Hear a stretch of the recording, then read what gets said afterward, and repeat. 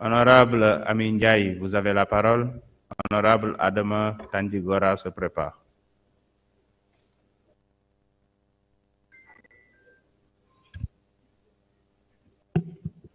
Assalamu alaikum wa rahmatullah.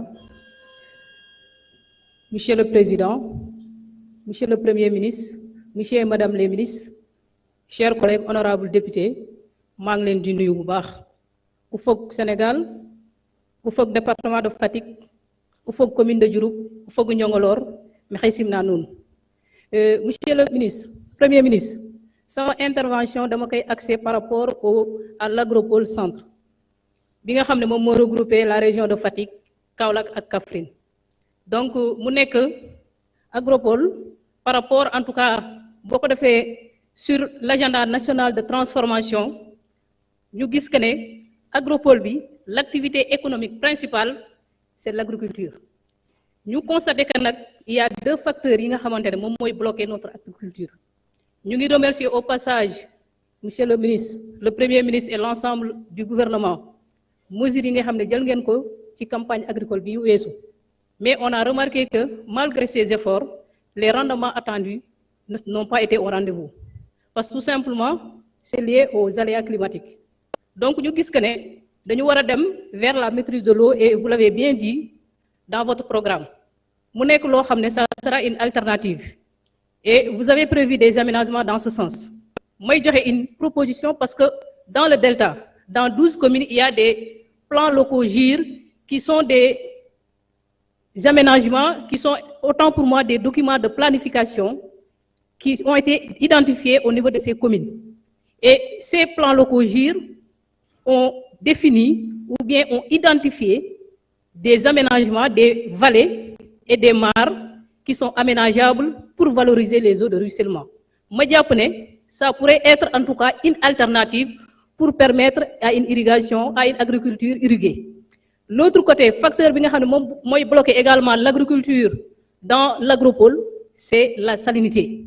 C'est la salinisation des terres, qui également un fléau, ça plombe l'agriculture. Donc, nous demandons à ce que les financements soient orientés dans ce sens, en réhabilitant les digues anti-sel qui existent déjà. Et par rapport à ce sel-là, nous voulons aussi comment valoriser, transformer cette contrainte-là en opportunité pour le développement de l'agropole. Et autre chose, par rapport à l'accès à l'eau potable. Nous félicitons le gouvernement, en tout cas, par rapport aux grands projets de transfert d'eau, surtout les autoroutes de l'eau. Et dans ce sens, vous avez prévu également de faire des études. Mais il ne faut pas oublier également qu'il y a déjà des études qui ont été faites. Il faut déjà partir de cet existant. Parce que dans cette agropole, il y a beaucoup de champs captants qui ont été identifiés. Je peux citer le champ captant de Chimodienne et de Ndiaye Moussa Ndiaye dans la commune de Nioro Al-Santal. Je peux citer le champ captant de Kermadiabel, mais également le champ captant de Malépodar, qu'on peut utiliser en tout cas pour soulager les populations par rapport à l'accès à l'eau potable. Je vais finir avec juste plaider pour ma sœur, l'autoroute, la route Kermartin-Wahal-Diab. Donc, nous avons fait pendant 12 ans. Depuis 2019, nous avons fait cette route pour nous voter.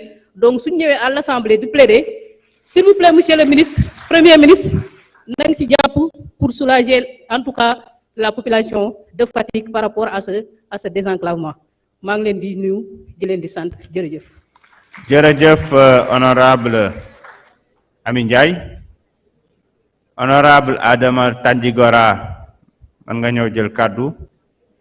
Honorable Baran Fofana, man nga waajal.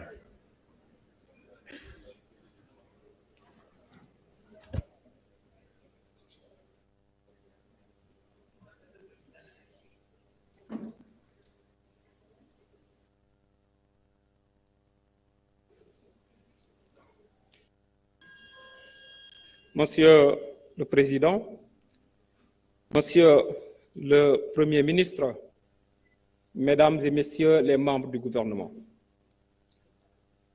L'année dernière, à pareil moment, le Sénégal était sous les projecteurs. Le monde entier se demandant ce qu'il allait advenir après la série de crises. Eh bien, nous voici encore debout et d'ailleurs grandis. La réussite à cette épreuve, nous la devons à l'ensemble de la nation sénégalaise.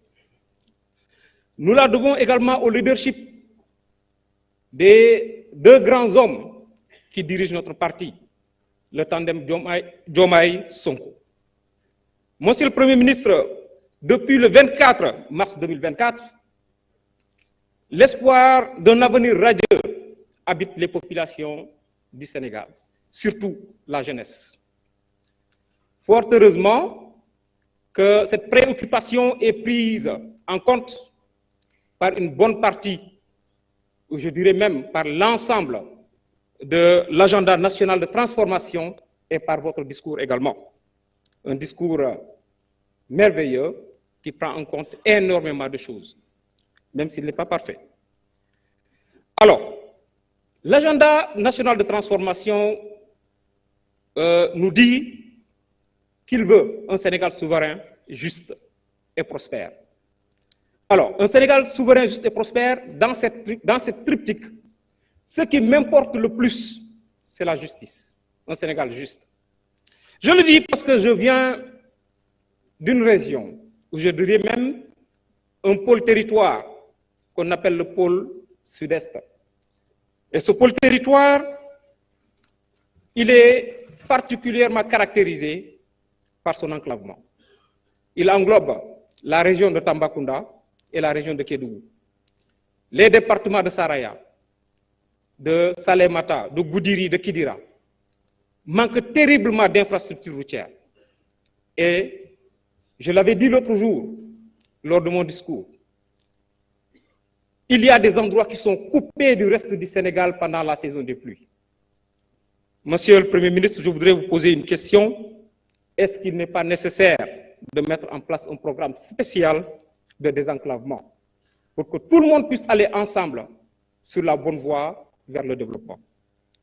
Autre chose, Monsieur le Premier ministre, nous avons constaté qu'à chaque fois qu'il y a une conjoncture de crise internationale, le Sénégal est secoué, très secoué, et ça entraîne le renchérissement du coût de la vie. Le riz, l'huile, le ciment, l'eau, l'électricité, tous les prix flambent. Vous avez trouvé cette situation sur place et vous avez fait énormément d'efforts à travers votre gouvernement pour maintenir l'équilibre. Et nous vous en remercions, nous vous encourageons également par rapport à ça.